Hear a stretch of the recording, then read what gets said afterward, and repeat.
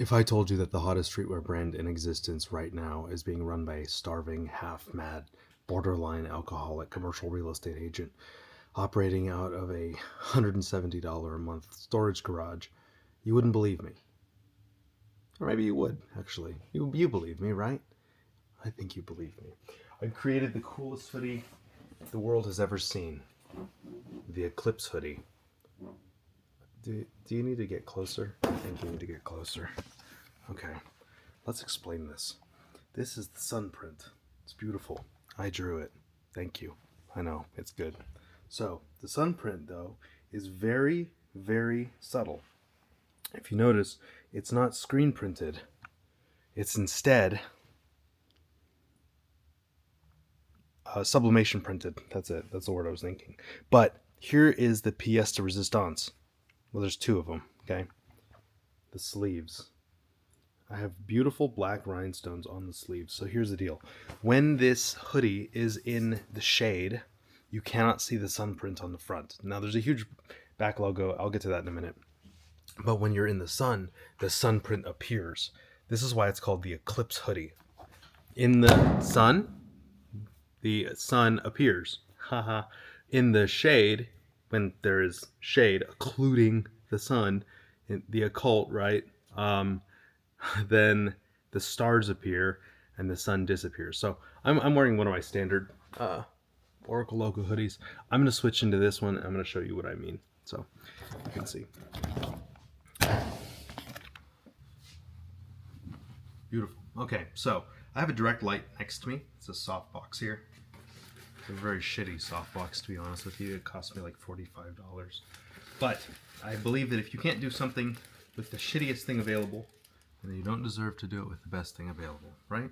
Because I've seen people make works of art on etch-a-sketches. So we rotate that away. It is more dark here. Of course, I'm gonna probably have to do some, I keep reaching for the pocket. I'm gonna have to probably do some post-production to make this pop a little bit more. But as you can see, it is dark. The front image is much harder to see. And that is when the stars start to glitter, because they actually perform better in low light than they do in high bright light. So honestly, this is really cool. And then on the back, gigantic minimum logo across the back. Shoulders, same kind of concept, only visible in bright light, not super visible when it's dark. And I really like that.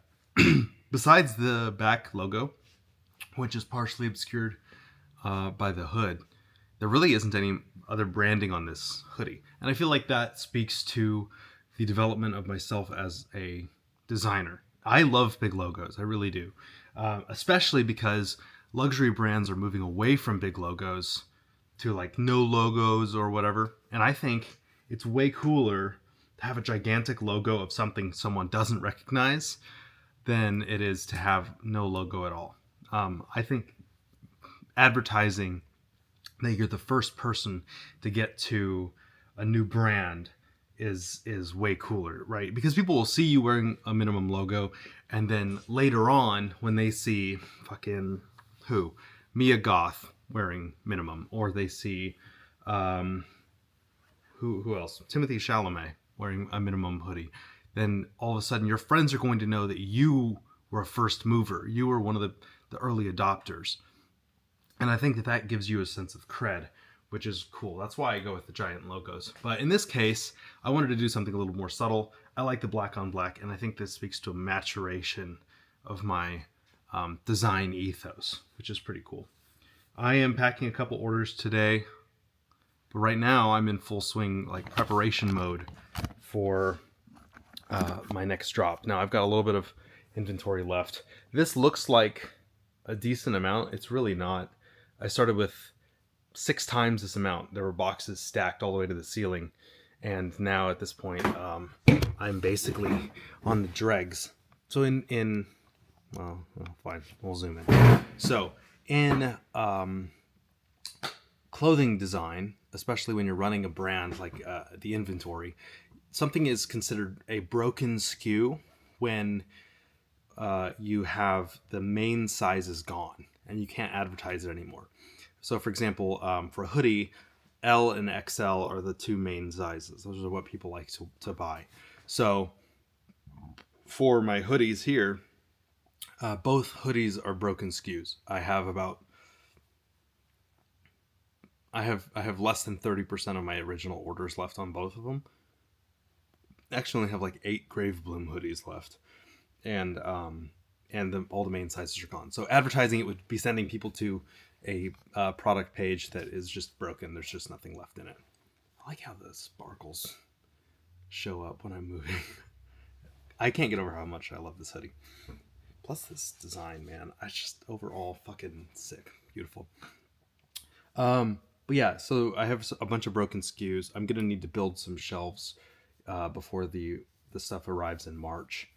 But for the most part, right now, everything is moving towards this next drop. So I'm trying to come up with new ways to advertise this hoodie.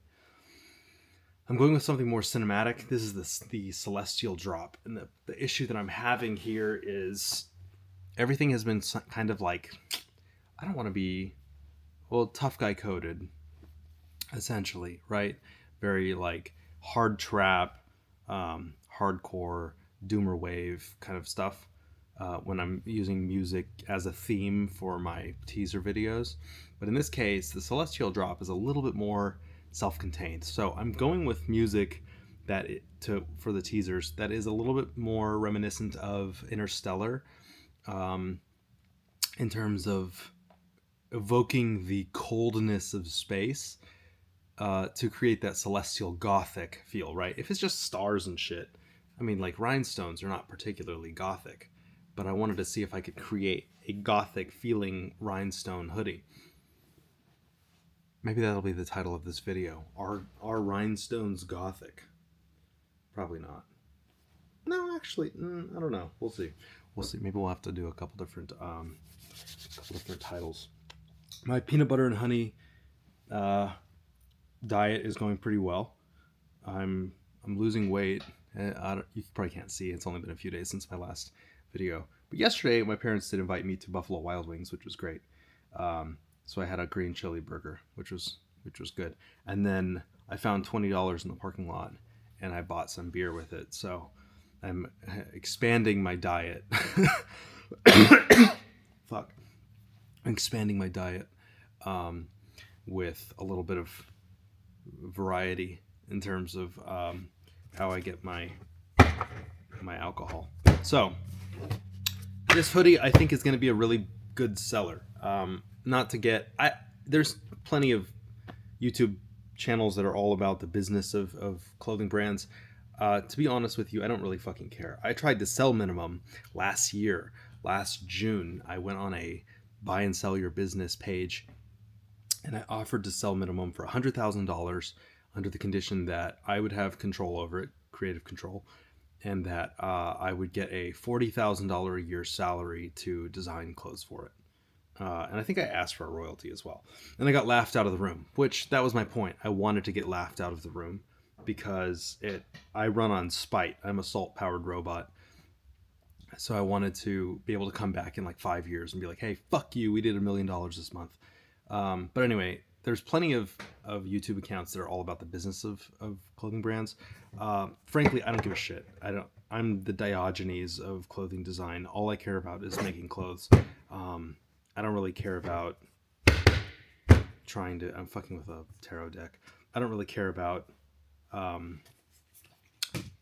in general, making a lot of money. I really don't. In fact, there's going to be a lot of these clothing brand guys that you're going to see in many places, on YouTube especially, but on, Brez Scales is an example of this, or even, I guess, Marshall Cruz. It's like, oh, guys, here's my clothing brand, clothing. And they start selling a course, okay? And then you give them fucking 6 months and they're living in Dubai, or they're like doing some kind of new tour of their house in Bali. I don't want to do that. I think that if I move anywhere, it's going to be either Brooklyn, New York, or the Riverwalk in Chicago. And the reason why is because it's closer to the guts of where I feel like minimum belongs. Honestly, if I could make, I need $3,000 a month to live. That's my baseline. If I could make $3,500 a month on minimum for the rest of my life, which is doable, I'd be happy. I don't care. I'll be the broke monk at the top of the mountain, crafting textiles. And that's okay. I think that every single great person in history has been driven by a little bit of mania and spite, and primarily just this overwhelming desire to do something at the expense of everything else. You know, eye on the prize. I sort of quit my commercial real estate job to an extent last December. I just got fucking sick of it. So I still have my license, and if someone pops out of the woodwork and wants me to sell them a 32-unit apartment complex, I will do it.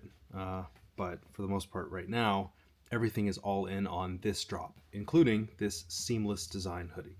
I don't think I mentioned that it was seamless, did I? This is the most disorganized YouTube channel, I think, in history. Should I script this? I don't think so. Here's your card. The Emperor. You are rising in power. Or maybe me. Thanks for being here.